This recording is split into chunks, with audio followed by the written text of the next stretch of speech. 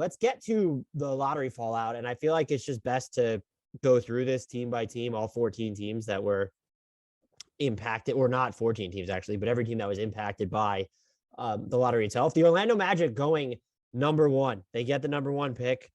They do need sort of a transcendent tentpole talent in there. So it's great for them that they have that. And they potentially have two of these players now in Jalen Suggs and whomever they take at number one.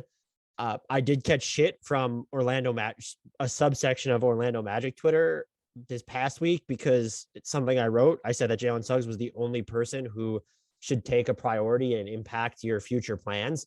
I don't view Wendell Carter Jr. in those terms. On a great contract, had a fantastic year, quality big man. I don't view Jonathan Isaac there at all. We need to see him play again, which hasn't happened since the Disney bubble.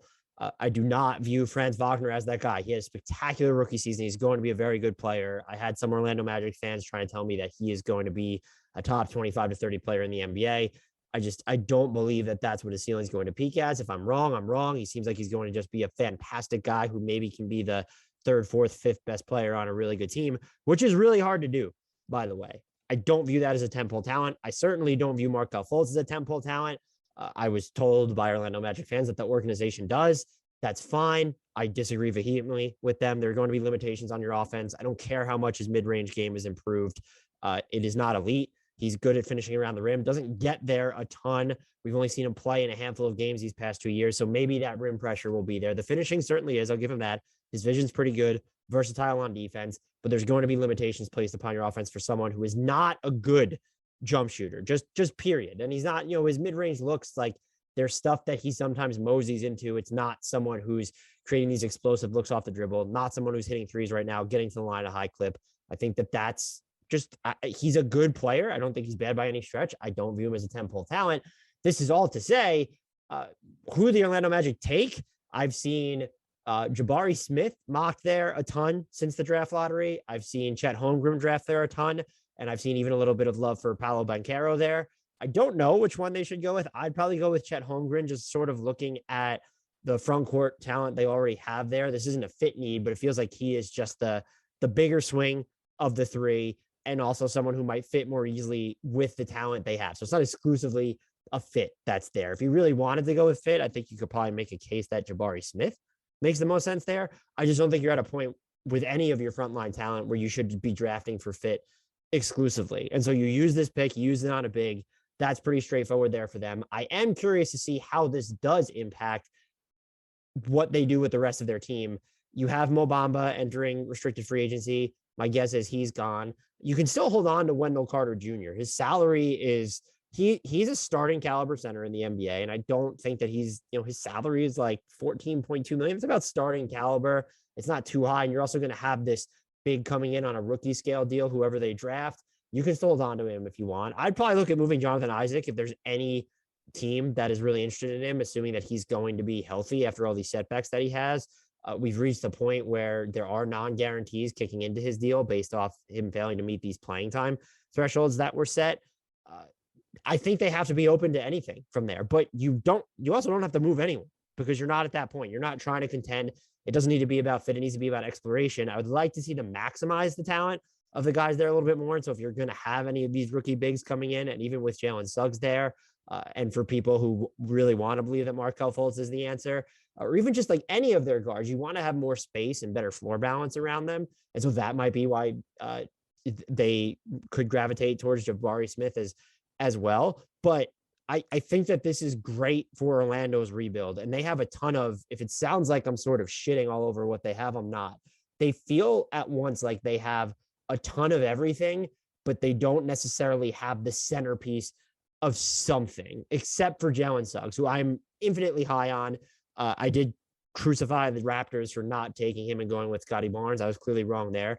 But Jalen Suggs is going to be really good. I think he's an all-star in the NBA. I just see it with him. He's going to be someone who should be at least league average defensively for his position. When you get to a point where he doesn't necessarily have to be your only lead initiator or scorer, and I'm not even saying he needs to be the number two, just someone else who can help him shoulder that burden and be efficient in the way that they're doing it. No offense to Cole Anthony, who cooled off as the year went on there. They have, I think, one of those guys in Jalen Suggs. Now they're going to get, just based off what people are saying of the top four players in this draft, they're going to get another one. That's absolutely huge for them. And I'm just very fascinated, curious to see what they do with the rest of this team moving forward, especially more immediately because of the impact that this does have. Just looking at their front court. Maybe it's as simple as you let Mo Bamba walk and you leave the rest where it is, because we don't know what Jonathan Isaac is at this point. We saw some dual big lineups with Wendell Carter Jr. in there this season as well.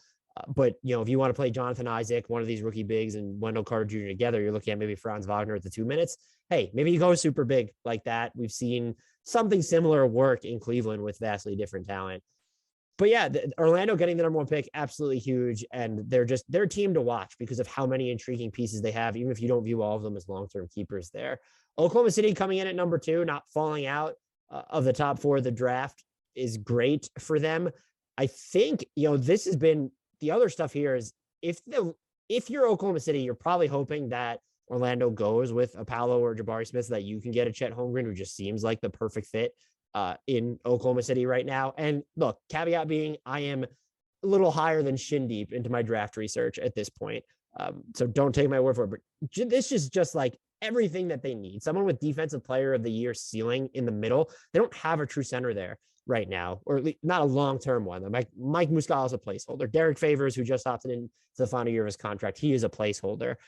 Jeremiah Robinson-Earl was absolutely impressed with him, what he did for his rookie season. You don't necessarily want him soaking up as many reps at the 5 as he did. And so to get sort of a true center in there, 7'1", only I think he's 20 years old, who might be able to space the floor. Give me all the Poku and Chet Holmgren minutes. I do like that Oklahoma City didn't fall to like 4 or end up in 4th, because I know that there would have been just a section on the internet saying, oh, well, they're going to have to take Jaden Ivey and they have Giddey. And then the whole trade Shai Gilgeous-Alexander bullshit again would crop up. That's also why I like Holmgren there. With Giddey and Shai Gilgeous-Alexander, they need a player that they can play true pick and pop, pick and roll games with. And he gives both elements of that. And combined with the rim protection that he is going to be, combined with the rim protection he's going to bring on the defensive side. That being said, if he's not there, and if I'm going best player available, I really do think that Paolo is going to end up being the best player of these 3 long term. Maybe it's more of he feels like he has the lower floor of all of them as things don't pan out, but he is just a matchup, like a monster, a mismatch monster, someone who's almost 7 foot, the way that he can handle the ball, create his own shot. I don't know how you're going to guard the fully finished product of this kid, who's only 19 and sort of fits with the OKC ethos where they're going to just, skew younger. So if Holmgren goes to Orlando, I think Paolo should be the answer for Oklahoma City there. I could see the case for Jabari Smith. And I think there are probably maybe people that think that he could, his offensive skill set through the roof as well.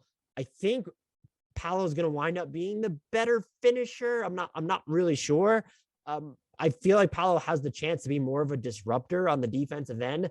Maybe that's wrong there, but Jabari Smith might be a little bit more versatile though, where I could see him guarding more positions. I don't know that you could absolutely go wrong there, but they're going to keep this pick. I'm also really interested to see with the Thunder, what do they kind of do with that number 12 pick that's coming over by way of the Clippers? So we're still going in order here, but we might as well just tackle the second lottery pick that they have.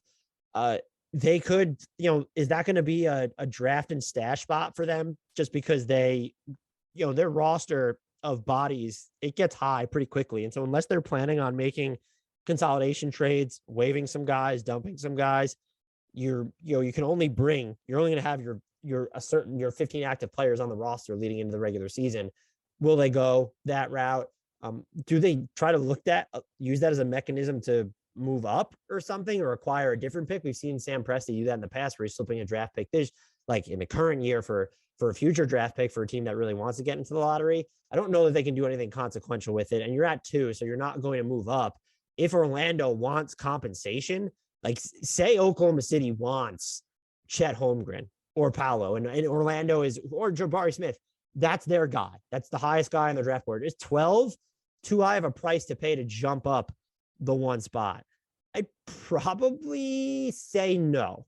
If he's your guy, I think a lot of people are just going to view this as between these, even the 4 players, we're going to include Jaden Ivey there, they're not going to view it as this huge discrepancy. And so maybe it would be too high of a price to pay. I don't see them using it in that way either. And you do look at, when you do get into the cap mechanics of OKC's sheet, they can create extra roster spots to where they don't have to go, it's not a problem that they're going to take in both of these first round picks. It's just a concern moving forward. And if they are, they're drafting guys to keep them and use them immediately, it gets interesting looking at, okay, well, they're going to try and get rid of Favors. Are they going to try and get rid of Mike Muscala, who has a team option? He played well enough for them to pick it up, and they seem like they do want at least his veteran presence there.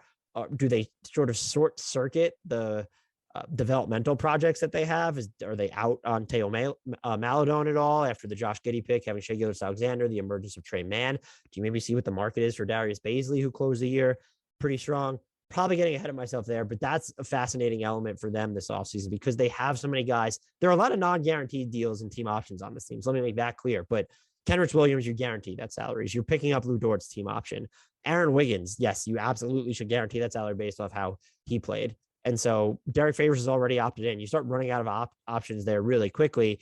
I'm curious to see what the roster maneuvering here looks like because of them having multiple picks in the first round. But that's going to be huge for the rebuild, getting number 2. And either way, they're going to have a big, like a leading big prospect in there. And I do think that's what they need. And I'm not saying it needs to be this traditional plotter, and that's because none of the 3 guys that we've mentioned are those types of players.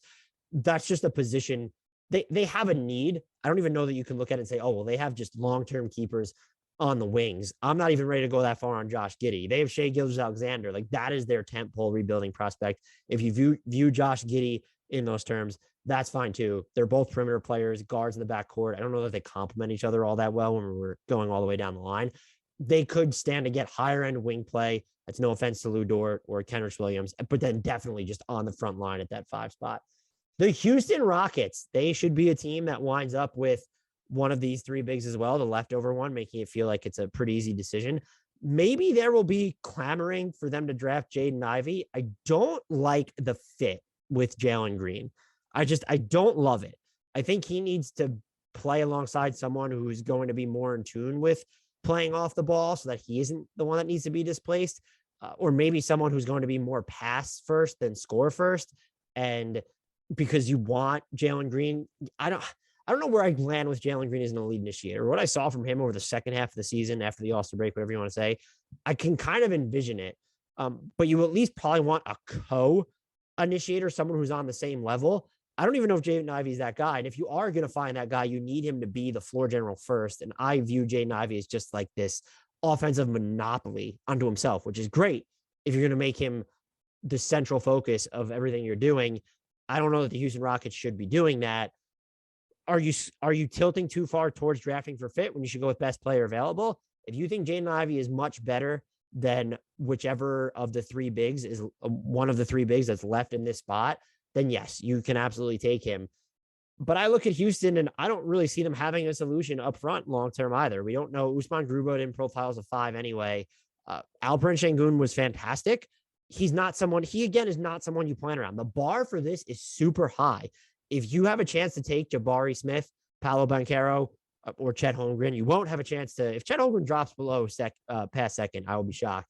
If you have the opportunity to get one of those guys, you take them and you can figure out the rest later, because I don't think Şengün is someone who needs to shape your future to that extent. We just don't know. The defensive ceiling of all 3 of these bigs is going to be higher than that of Şengün's right now. And he did move a lot better, especially laterally in certain instances in the half court defensively than I thought for the Rockets this year. He's also he's not a traditional shot creator in the sense. He's the table setter for everybody else. Yeah, he's going to be the best passer of any, like, no matter which big that Houston could end up drafting. But he's not this like face-up weapon, can put the ball on the floor, attack on the deck like that. And you could potentially get that in Jabari Smith and Paolo. If Chet falls as far, I think he probably gives you a little bit more floor spacing. And all 3 of them are just going to give you more defense, especially Holmgren, of course. So I think this is another easy situation where you just take one of the 3 bigs that's not left on the board for Houston. Could they be a team that Could they be a team that wants to move up at the 3 spot? No, I'd probably just take what's left over there. I would also say it's interesting if they do go the big man route. You have Christian Wood floating around there now. He certainly becomes superfluous. What do you do with him? And I think everyone pegged him as a trade candidate in the first place. Them landing at number 3 sort of solidifies it for me that they're going to be looking pretty aggressively to move him. And that's just good business. He's not super old, but he is entering the final year of his contract. And you're either, unless he's going to sign an extension now to where you can keep him at a reasonable rate, you're not going to be at the point where you can justify paying Christian Wood a bunch of money in 2023, 2024. And so I expect he and Eric Gordon to be pretty heavily shopped. Although I was pretty surprised that I thought Christian Wood would stay in Houston past the trade deadline. I really thought that Eric Gordon was going to be dealt. And so, look, you have a nice base here now, all of a sudden, with Jalen Green, whoever you're going to draft at this 3rd spot. Şengün is good. Josh Christopher, the confidence he has on offense is aspirational. And he really just has like this gamer motor, a workaholic. And you still have these like unknown flyers in. I'm very high on Usman Garuba. I think he could be a defensive monster. If you get the chance to pair him with one of these other bigs up front, that's going to be something that could be super interesting, assuming he gets real run. I'm not super high on Kevin Porter Jr. I don't think he's lead guard material, but maybe as a microwave guy who can give you some tertiary playmaking off the bench. He's extension eligible this summer, restricted free agent after next season. We could see what they do with him. Jae'Sean Tate, is he part of the plans long-term when he's entering his own contract year? Who knows? But even the Garrison Matthews, that's on a very team-friendly deal for them. They have a lot of players who are just good that they can keep. I'm not a big fan of timelines, but it's not, they don't have, Garrison Matthews and a Jae'Sean Tate, even a KJ Martin. If you don't view them as these sort of long-term keepers, they're not going to screw you to the extent that they're adding unnecessary wins to your tally at this point. And we know how important next season is for Houston. That's the final year that they don't owe their first round draft pick. So yes, there's that element of the rebuild. It feels like it's coming more into focus to where now you have this top 3 pick plus Jalen Green, less than 2 years after trading James Harden. That's a pretty good spot to be in. They're going to be ultra flexible moving forward, especially if they're, you just look at their books. And I mean, as of right now, if we just assume that Eric Gordon isn't on this team in 2023, 2024, their highest paid player is going to be Jalen Green at $9.9 million. They could obviously add money off of that. But that's just how flexible they're going to wind up being. I fully expect them, what I'm getting at is to just take the leftover big from the 3 top prospects. And then we should probably prepare ourselves for a Christian Wood trade. And then maybe they segue Şengün into a different type of role. Is it off the bench, or is he someone that could become a trade candidate as next season moves forward? The Sacramento Kings at number 4, they're an interesting proposition. I think the pick here, if you're going best player available, is Jaden Ivey. It's the Kings. If you want to talk yourself into Shaedon Sharpe, I can't. The mystery box, I can't do it. Not for the Kings of all teams. You can't talk me into it for them. I don't love the fit with Jaden Ivey and De'Aaron Fox, especially now that you have Sabonis there and the offense is going to slow down to some extent. And that's just someone else who needs to have the ball in their hands. I also don't know that Jaden Ivey is good enough. I don't know enough about him or to what you think his his 90th percentile NBA outcome is going to be to say, well, maybe this is when you start looking at De'Aaron Fox trades. I do know if you have Jaden Ivey, Davion Mitchell, and De'Aaron Fox on your team, that's going to constitute a logjam. I guess you can bring Davion Mitchell off the but playing Fox and Ivey together in your backcourt, that's a lot of speed. Jaden Ivey is super athletic. I just don't know that I would love to see those two play together.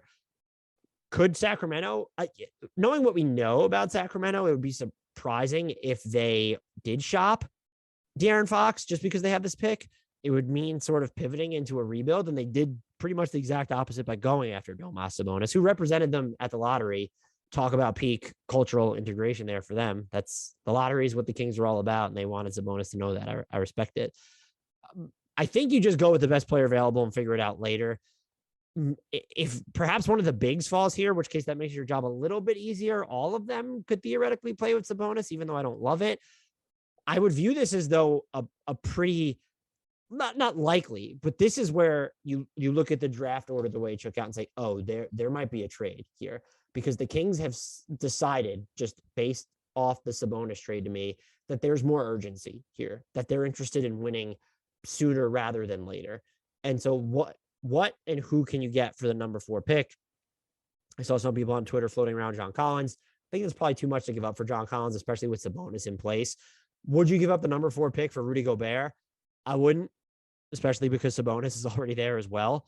I don't know what the trade market's going to look like. Are you going to give it up for a Zach LaVine sign and trade, Bradley Beal sign and trade? I'm probably not doing that either, to be honest with you. So I don't even know what that package would look like. Maybe it's also just a matter of trading down. Does Detroit really want Jaden Ivey? That's only one spot, but can you get something? And then if you're the Kings, you're okay with drafting a Keegan Murray or maybe you're taking the Shane Sharp there. I still wouldn't recommend it for Sacramento. I don't know, but that could be an instance. Or maybe there's another team that's outside of the lottery or just, further away that really wants Jaden Ivey, and you can get more stuff out of them. You scroll through the lottery and I can't see a team that's going to be like, let's go really after him. What if the Knicks decide that's someone who could be our point guard of the future? It's not Quickly. It's definitely not Rose. It's not Kemba. Like Julius Randle as our primary playmaker, that's just gone to shit. Is it them? And what can you extract out of them? Other picks, some of their young guys, are you getting an IQ in that deal? I don't think you get an RJ Barrett. I don't even know that the Knicks would go that route. It seems the Knicks going to such lengths to get younger is not their MO either. That would be the other option for the Kings, though. I do think they're going to be a team that monitors sort of the trade market for this, whether it's an issue of trading down or just look, every year it feels like some player we haven't talked about becomes available who can make a huge difference. I fancy myself someone who's normally pretty good at spotting those players in advance. I can tell you right now, like, I haven't found, that guy does not exist for me at this moment. And like, is it, and even the ones that you could talk, Pascal Siakam's not going to become available in Toronto is what I'm basically getting at. Even if a Fred VanVleet came available in Toronto, you're not going, that's just not, that could be a fit with De'Aaron Fox, but you're giving up the number 4 pick for that. The name that I did think about was OG Anunoby, exactly what Sacramento needs. I don't know. Toronto probably has to include something else in that deal. I also don't know that Toronto is going to want to go the Jaden Ivey route. That's just another team where it's Jaden Ivey 6'4", their whole 6'7" to 6'9", 6'10" model that goes entirely against it. So while the OG Anunoby sort of idea, that's something, if I'm the Kings, that certainly piques my interest. I don't think that it's something that's really going to wet the whistle of Toronto. I still look, surprising things happen all the time. It's also the Kings. They're a wild card here. I love you Kings fans, but let's just call a spade a spade. They're fucking roller coaster, turbulent, violent, painful, vomit inducing at points too. Let's just, they do feel like the point where the draft night actually starts, or where the draft rumors are going to begin. Number 5, the Pistons, probably disappointment for them to wind up here, to miss out on all 4 of those prospects. I don't know who they go with number 5. Look, we're getting outside of my depth here. I would probably go with Keegan Murray. I don't know if they're going to have the impetus to do that. Do they look at trading down? Do they look at swinging for the fences on Shaedon Sharpe? You're not at a point where you can get, everyone wants them to get a different type of big. They could re-sign Marvin Bagley. They have Isaiah Stewart, but this isn't the spot where you're going to go and get that big. I think the next highest rated big on the board is just, I don't even know who it is probably Jalen Duren. That's probably, and you're not taking him this high. Is it a trade pick? If you were going to trade up, like you said, if they really want Jaden Ivey, what do they want to give up for him? If Houston was really married to just the big that it has in Şengün and maybe in Christian Wood, and let's say that they're not as high on the remaining big, like that was the one who was at the bottom of their board. They don't want Jaden Ivey for Jalen Green either. Could they look at moving down the 2 spots and take whoever they wish there? Sure. But I just don't see the real opportunity to move up unless you're going to do business with Sacramento, who I think is probably going to want more of an, is Jeremy Grant, are you giving up Jeremy Grant to jump the 1 spot and get Jaden Ivey? And there are other moving parts involved there as well. I don't know. I honestly, I don't know.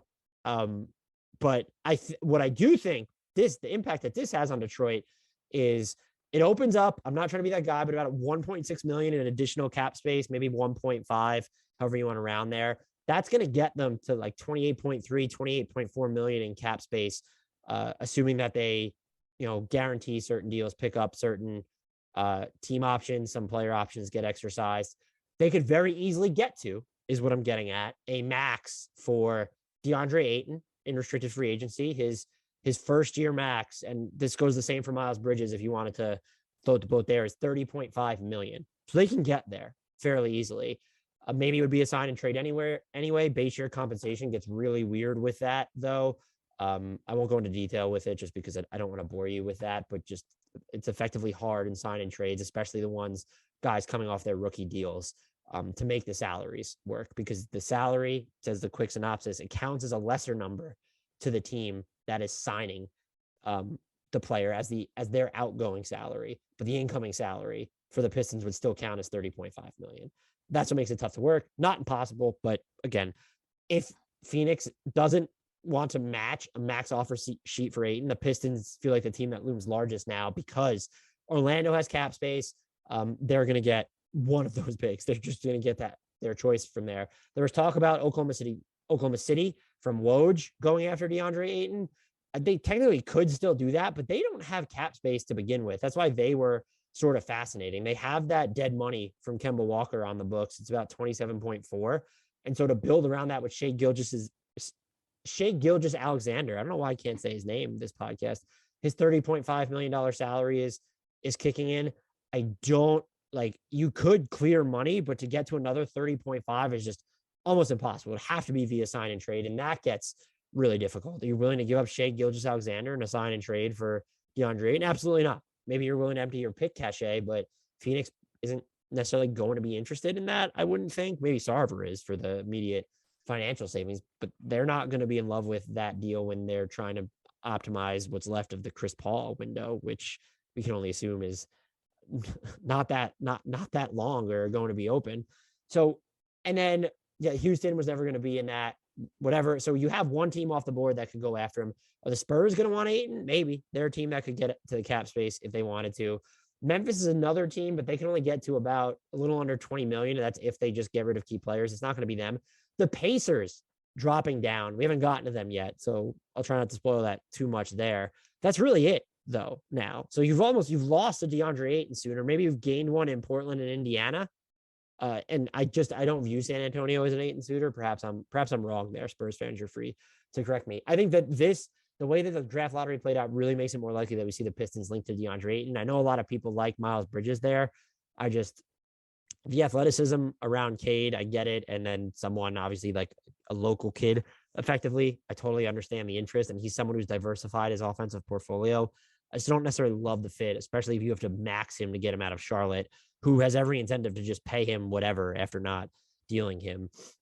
And I don't know which route they go with the actual pick. I think they're the team that gets the biggest blow here when you're looking at that, because they could have used any of the four guys that are going to be ahead of that number 5 spot. I would go Keegan Murray personally. I don't think they're going to want to,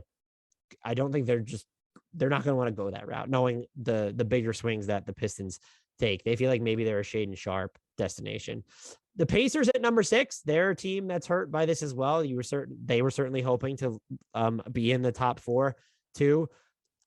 I don't know who they take here at all. Are they a team? Are they a team that could think about trading this pick? If you have Tyrese Halliburton, who's already really good now. You have Miles Turner. Could you bring back TJ Warren? You have Brogdon. Chris Duarte was already a big part of the rotation as a rookie. I don't think they move this pick. That would be such a big move, would be wildly out of character for them. And I know they did just tank and move Sabonis in the first place. That just felt more of like a placeholder move. That being said, Mark Stein did report that they're probably going to trade Malcolm Brogdon. And so perhaps they're open to anything. The flip side of that would be, if you're going to trade Brogdon, it's probably just to continue getting younger.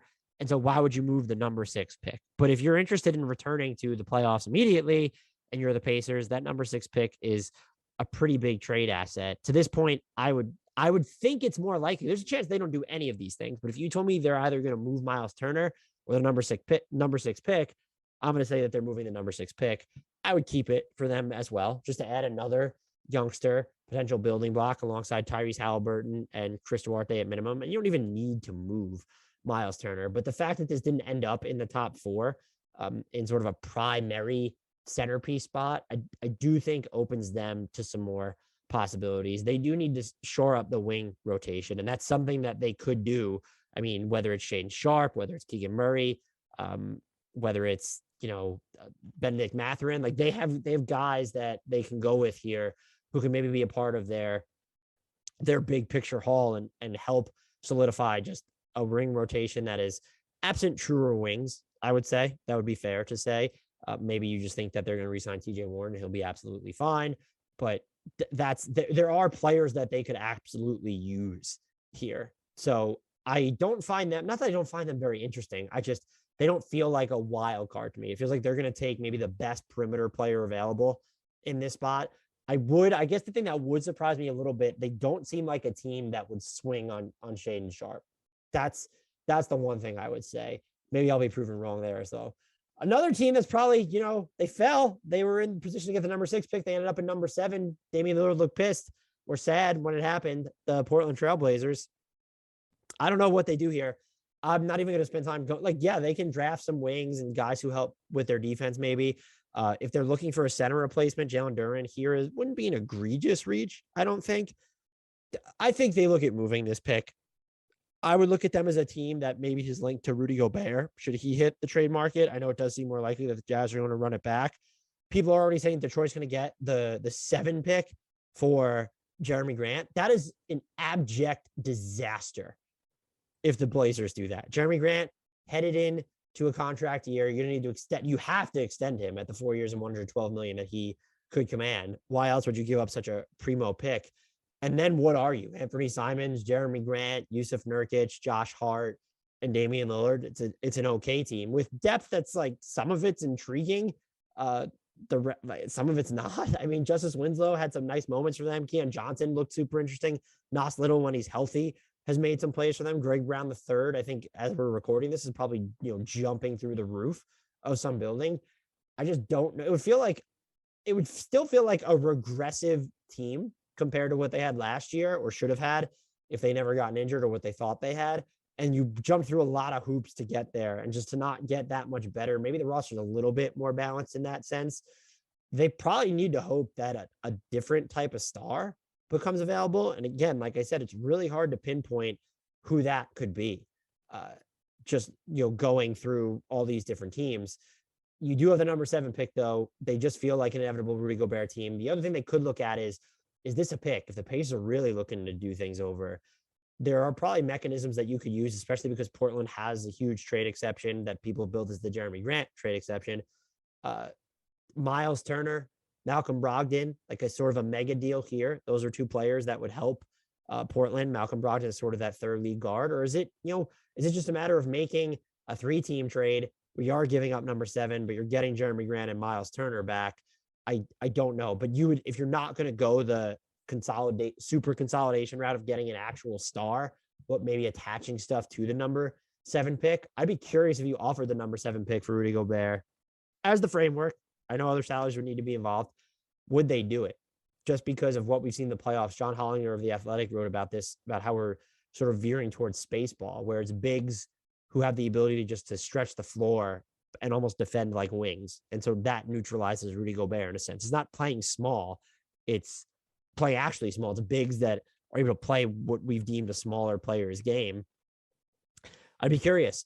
Would I give up the number 7 pick if I'm Portland for Rudy Gobert? No, I think that they should be rebuilding based off how they acted this past season. And to not wind up with a first-round pick in this year's draft after moving Norman Powell, Robert Covington, Larry Nance Jr., and CJ McCollum, that's a failure to me as well.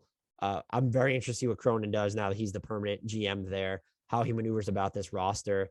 We're only talking about a 1-slot drop, but I think this pick was always going to be in play. I don't think that changes now. If anything, I just think it's more in play. I don't know if they're going to wind up settling, though, on what they're getting back. And I just want to be clear. I don't think Jeremy Grant is the player that should be your primary target, your only return, the crown jewel of your return if you are giving up this pick. The New Orleans Pelicans, another trade candidate here, I think. I do kind of like the idea of them landing with Keegan Murray, and you have him. I don't know if he's going to fall this far. My guess would be no, but having him and Herb Jones and Jose Alvarado on the same team and Trey Murphy the third, I fave it. If not him, maybe Benedict Mathurin feels like that's a player who could really help them. He would elevate their 3-point shooting and maybe gives you like a 3-and-D archetype, someone who's has more, he's not going to put as much D in it, but he's going to actually have the three ball a little bit more than a Herb Jones did. So they are a team, though, that could absolutely trade this pick. They are looking at a team that just gave the Phoenix Suns hell in the first round of the playoffs. I know Phoenix was banged up. Hey, the Pelicans didn't have Zion Williamson. They're getting him back next season. Like, that's huge. Like, you have CJ McCollum, Brandon Ingram, Jonas Valanciunas, Larry Nance Jr., Jackson Hayes came live. You're going to get Kyra Lewis back. There was the Trey Murphy the third emergence towards the end of the year. Herb Jones, Jose Alvarado. There's a lot of now talent on this team. And so can you use this pick plus other salary to improve? I think you can, and you should absolutely consider it. You're in position to do some pretty funky things because you have these primary ball handlers in place effectively, all of whom can play off. Zion Williamson is probably the hardest player to play off the ball of Brandon Ingram and CJ McCollum. At the same time, like, you can use him as the ball screener if you want. And so all three of those guys can play off the ball. All three of them can sort of be the primary engine of your offense. That opens you up to do a lot of different things everywhere else with the rest of your rotation. I've received pushback by saying, I think Miles Turner is a better fit for this team than Jonas Valanciunas. In a vacuum, Jonas Valanciunas might be the better player. I think Miles Turner gives you more of what you need. I think he's underrated as a mobile defender. He's an elite rim protector. His 3-point volume is going to supersede that of a Jonas Valanciunas and definitely a Jackson Hayes. I get the concerns as rebounding. I understand that it's not a no-brainer. I'm also not using this pick to give up I'm number 8 for Miles Turner in a contract year. I'm not doing it in a vacuum, but the framework there is that's something to consider. I also understand because you have Jonas Valanciunas and even Jackson Hayes and even Zion Williamson at the 5 units in your back pocket. You really want to expend such a big asset on a big man then. And so you would rather go is there another sort of point of attack guy, probably more preferably a bigger wing that'll space the floor and unlock some of these different lineups and help improve our shooting. Again, it's a situation where I don't know who the target should actually be. That's something we can get into detail later, but is there a team that's thinking about a pivot? I mean, you immediately think of Utah, and there's just, I don't know that New Orleans shouldn't have any interest in Donovan Mitchell. It shouldn't have any interest in Rudy Gobert. That would be a friggin' wild fit. So you go through what could potentially be available to them, and maybe it's just not worth. Maybe you hang on to this pick, and again, like I said, try and just bolster and augment your current perimeter rotation. Just because I feel like the trade market's going to be busier than normal, but there could sort of be this shortage of stardom. And I don't know is this a pick that you want to trade and parlay it into 2 or 3 rotation players, depending on who you're giving up? Is it so valuable where it's the Devontae Graham deal doesn't look all that hot now? So you're attaching him to something, and with, a Kyra Lewis maybe, and you're getting someone the super intriguing back. I would just expect them to explore all sorts of avenues here. I know that even DeAndre Ayton's name is cropped up in circles. And if you were using number 8 as the centerpiece in any sign and trade, no, I'm not doing it. And you have to go through too many hoops to create the cap space necessary. I wouldn't even think it's really not that possible. You have Zion Williamson for 13.5. Then, CJ McCollum and Brandon Ingram combined are making about $65 million. So you're in the 70s right there. You're gutting a big portion of your roster to get to his 30.5 million max. And that would just, given the number of players you'd have to move, that's just so many hoops to jump through. And again, I'm trying to rack my brain for maybe players they can trade for. I don't hate Jeremy Grant in New Orleans. Again, the number 8 pick is so much to give up for him. And that's where you get into this. All right, I could definitely see players being available. Even John Collins, maybe worth the number 8 pick, but is that someone you want playing alongside Zion? And then you have Jonas Valanciunas already. Collins is probably close. He's a 1.5 position player. I don't think he's as one position as some of the other players we've seen come through the NBA at points. At the same time, that would be a hard fit. And he's one of the better players that I think you can envision teams trading over the offseason.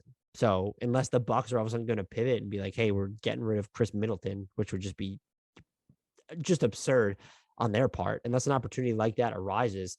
I don't know what there's going to be for New Orleans, but they're at a point where I think they can start taking some win now swings. And look, if Toronto was sitting there and they're willing to give up OG Anunoby with number 8, and they think there's like a wing in this area that fits their need, and you can attach some other stuff here to get OG, that is the player, man. Him, Herb, and Jose Alvarado within the same rotation, that defense could be absurd. I get you'd still probably worry about the floor spacing, but I'm not saying the Raptors should get rid of OG. There was some stagnancy, it felt like, when he was healthy on offense this year. And I think just having Scotty Barnes, Pascal Siakam, Fred VanVleet, even Gary Trent Jr. to a lesser extent has sort of complicated his role there long term. So I'm just going to continually throw his name in there.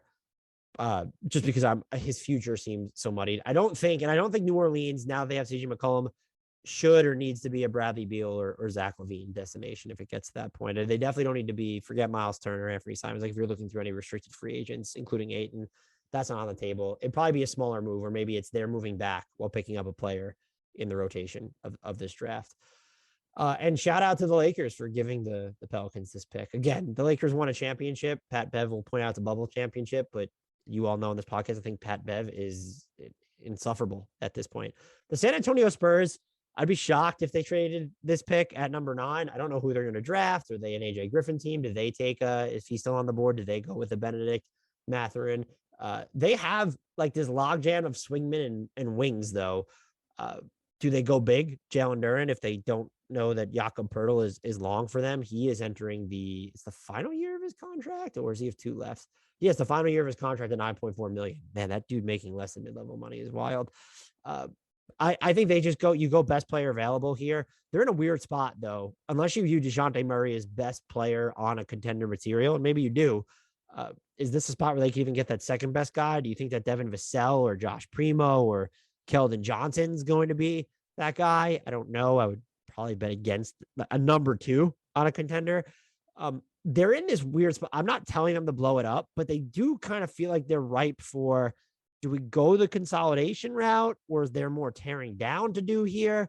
You get into the tear down discussion. That's like, well, you're starting to say some pretty reckless things here. Are you talking about Murray? Because McDermott, Richardson, even Poeltl, it doesn't count as tearing it down. And are you really selling this early on a Keldon Johnson or a Devin Vassell? I expect the Spurs to probably just chug along here. Do they maybe take a bigger swing at the 9 spot just because they have the flexibility to be okay and they're really in the market for a blue chip building block? And I don't like 9 is not the spot that you're typically going to get that at.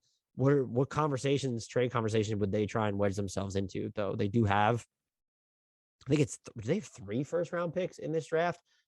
Just absolutely something up. So they have at least 2. I couldn't remember if it was 3 or not. I'll check my notes as I'm going through this. Yeah, they have 3. So they could do some consolidation. Like, are they a team that can move up? You like offer all 3 of those, 25, 20, and 9. I don't know how far you're going to move up, which teams are going to entertain that offer, but it's something that they could consider. I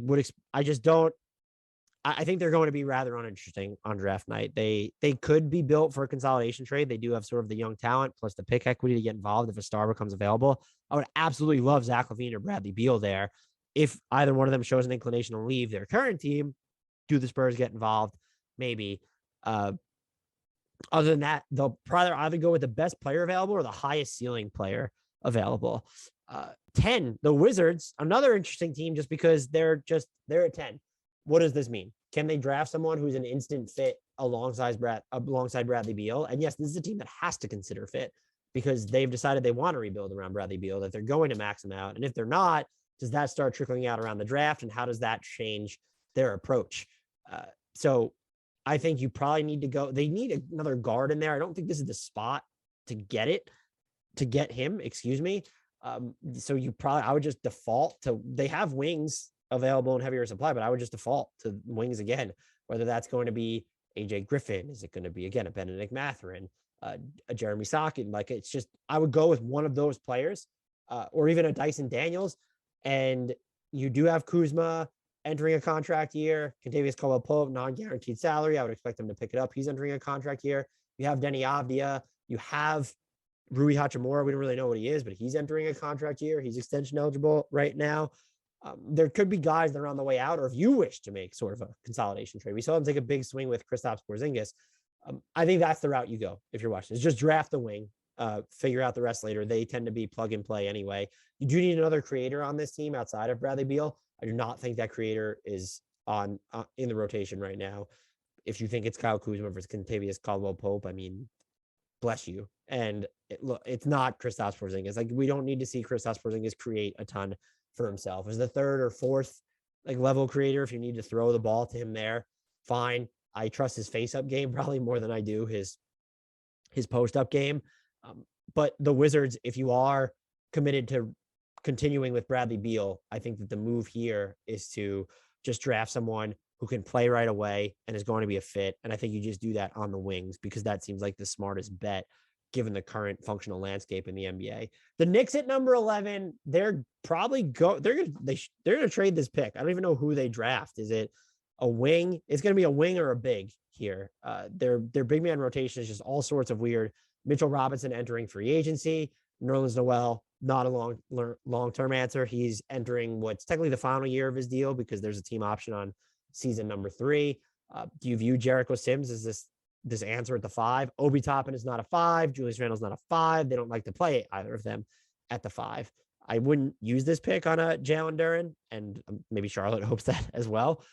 This just feels like inevitable. They're going to move this pick for fucking, I don't even know, like Terrence Ross. I think it was Mort from the NBA podcast trolled me on Twitter with it. I don't know who they would actually move this pick for, but it feels like that will very much be in play. I don't know if they're going to be a team that can go star hunting. If you find out that Zach LaVine or Bradley Beal wants to come to your team, I've been pretty pro that I think the Knicks should really take a step back, reset, offload a ton of these veterans, beginning first and foremost with Julius Randle and Evan Fournier, and go from there just because those are the two guys that have guaranteed money extending beyond next season on their deals. The Knicks don't think like that, and maybe some player becomes available where it makes sense to throw all your eggs in the basket. I don't view Donovan Mitchell as that player. I want to make that clear. Damian Lillard is that player. I think he's probably too old to treat him like that player. And that makes the Knicks fascinating. Are you willing to move number 11 independently or with only a few other pieces as part of a trade for a non-star? A ton of it probably depends on who's available. Number 11 for Jeremy Grant, if that's the framework you're looking at, that's something that's at least, I think you can talk yourself into considering. I don't think you're going to love it with the idea of having to pay Jeremy Grant, and it feels like sort of an aimless move. He at least does fit some of the stuff that they need, which is they need more defense on this team. And maybe, look, Quentin Grimes, Deuce McBride, they give you hustle there. RJ Barrett got a lot better in year 2. I would say he's mostly lateral in year 3. He was overtaxed there. Maybe Cam Reddish is something. But I feel like the Knicks are going to prioritize more proven performers because that's what they've always done. And whatever big name ambles onto the market, they're invariably going to be linked to. I expect this pick just to be tossed around a bunch. If I had to pick a position or area of need that I think they're going to focus on, they're probably steering clear of a guard. I'm going to bet on a wing. I could see them going with a big and in Jalen Duren, but aside from that, like, Mark Williams, maybe, who knows? I'm going to guess that they go with a 2 or a 3, someone that they can sort of pair with RJ Barrett on the perimeter and will be more of a defensive specialist than not. After number 11, we have OKC at 12. We already did them. Charlotte, they should probably draft a big, or this is a pick that I would expect to be involved in trade talks as well. They remain a Miles Turner team destination if he is going to be traded. You have number 13. You have number 15 as well. So they can move both of those after the draft. Technically, the Stepien rule is it matters. I want to make that clear. But like when you have picks coming this year that you can't technically trade right now, you could still just move them after the fact as actual salaries. So are they going to be a Mark Williams team? Are they going to be a Jalen Duren team? I don't know. They have Kai Jones sitting here. Maybe they believe in him. And so you don't want to draft a big. I'm not saying you plan around having Mason Plumlee re-signing Montrezl Harrell, but it does start to get, if you draft another big, so I guess you don't believe that Kai Jones is the answer, which is fine if you're going to make that admittance. It could get a little wonky, though. If you're just drafting here, I would think you need to be sure that that center can play for you right away. Otherwise, I'd like to see them go wing here because their wing rotation is just Kelly Oubre Jr., is a wing. I guess you would call him. Miles Bridges isn't a wing. PG Washington is not a wing. We don't know what James Bouknight is. He feels like more of a swingman though when you watch his game. So Cody Martin and Kelly Oubre Jr., like those are your wings. There's Gordon Hayward too. He doesn't seem like he's long for this team. It'd be classic Knicks to give up the number 11 pick in a Gordon Hayward trade, by the way. But anyway, I digress. Can you use this to get a big though? So if Rudy Gobert is available, maybe Clint Capella will be available in Atlanta.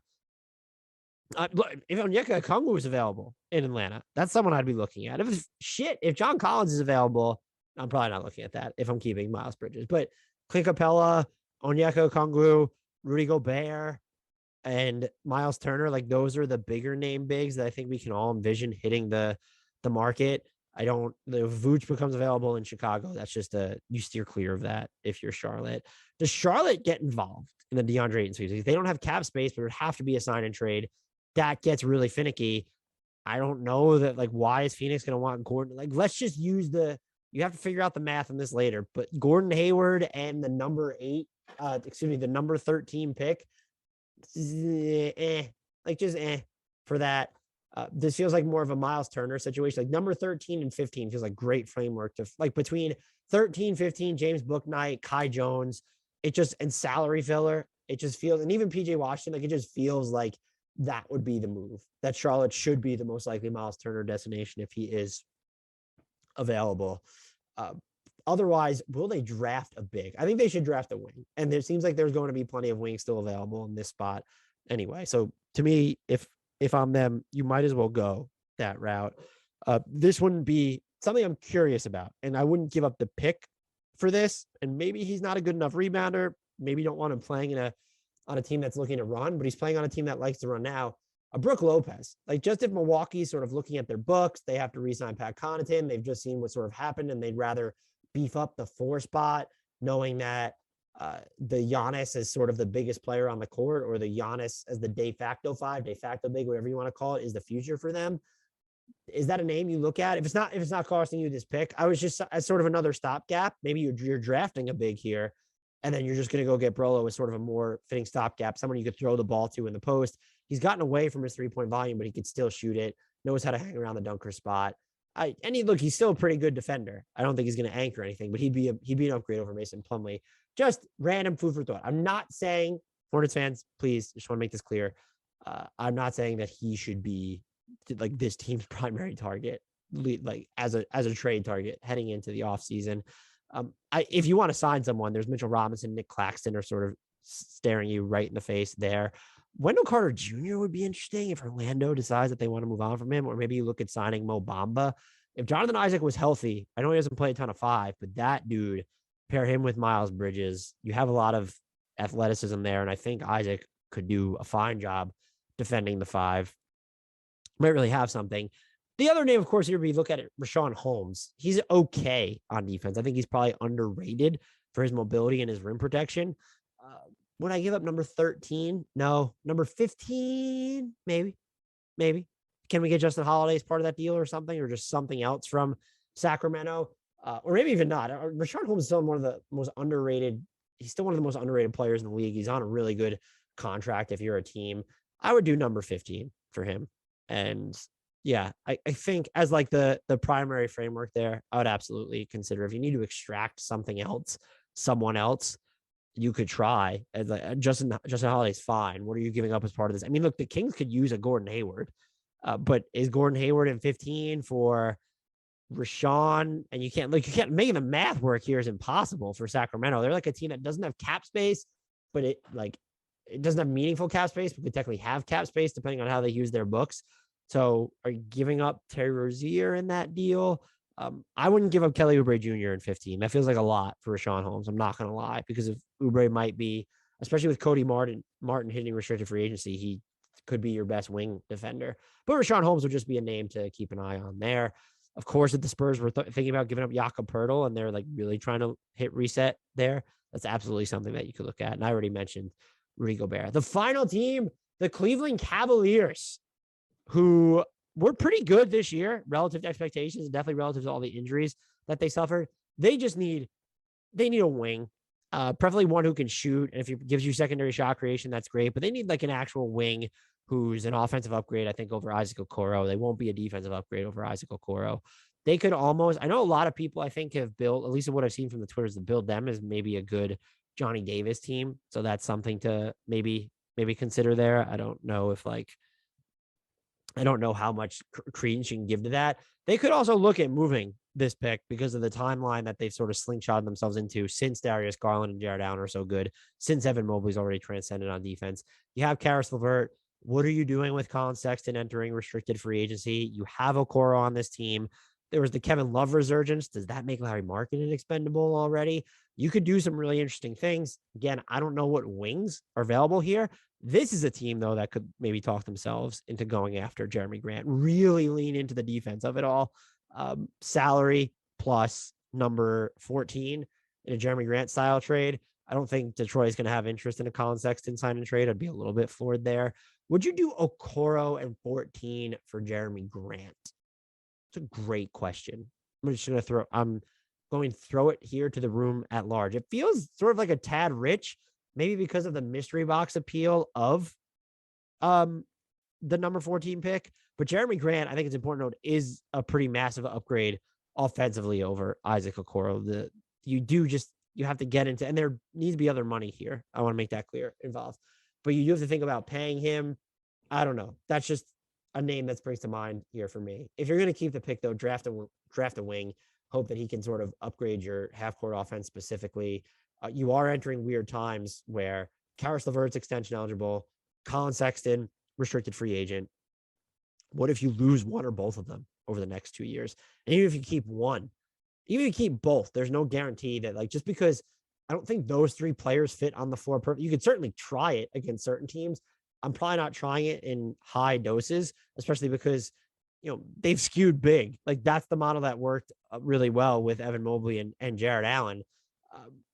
I just wouldn't expect to see a lot of those three guard type units, and Karis LeVert isn't wingy enough for me to classify him as one. I would go with a wing that you hope can kind of, even if you're taking sort of just a swing here, that can help your shooting. Does he need to put the ball on the floor? He doesn't even need to be a creator. Just someone who's going to upgrade your shooting, and functional shooting is always better. Maybe he can help you out with your rebounding, because they had some really weird rebounding just stretches with this team for a team that did have Jared Allen and Evan Mobley. So that might also be why there are those that love Johnny Davis for the Cavs, because I do know, based on the scouting reports that I've read, he's supposed to be a really good rebounder. I don't know what the Cavs could do beyond that, though. You're with the number 14 pick, and you have the incentive to maybe do some weird things there, but you need the right players to become available. And this is the issue we've continuously run into, is the players that are available, the ones that you want, they either don't exist, they're not coming on the market, or you're not giving up number 14 to get Marcus Morris Sr. That's just not something that you're going to do. So how out is Atlanta on DeAndre Hunter? Is there something there? And can teams get involved here? And does Atlanta even care about getting a pick? Because now if DeAndre Hunter's on the table, there's every team should just be looking in the Spurs at number 9. Is there, maybe that's too much to give up him, but the Pelicans looking at DeAndre Hunter, maybe not. He really flailed this year. So I don't know. I would expect the Cavs, though, to do their due diligence in shopping this pick, just because they are on. It doesn't need to be a win now timeline, but you've paid Jared Allen. You're good enough to hang around the playoff rockets in the East already. I think you continue down that path. And if you don't, repeating myself here, take a wing and see if you can integrate him into the rotation, give him minutes off the bench next year. And that's also the luxury of having so many bona fide NBA players in place right now, is that whoever you draft can come along more slowly. They don't need to be baptized by fire. Maybe it's sort of a Trey Murphy III situation in New Orleans, where he didn't see the court consistently for so long, came on and boom, it just clicked for him, getting those practice reps under his belt. So that's the luxury of what Cleveland has right now. Even if they're not a playoff team, you can make progress and have a worse record next year. Progress is not linear. The Eastern Conference could be more terrifying next season if you look at who's healthy, who's going for it. Or the Knicks better, or the Wizards better, or the Pacers a lot better. There are a lot of different things that the Cavs could do. I don't think there's a wrong answer here, unless they just settle for a lower quality player in a trade.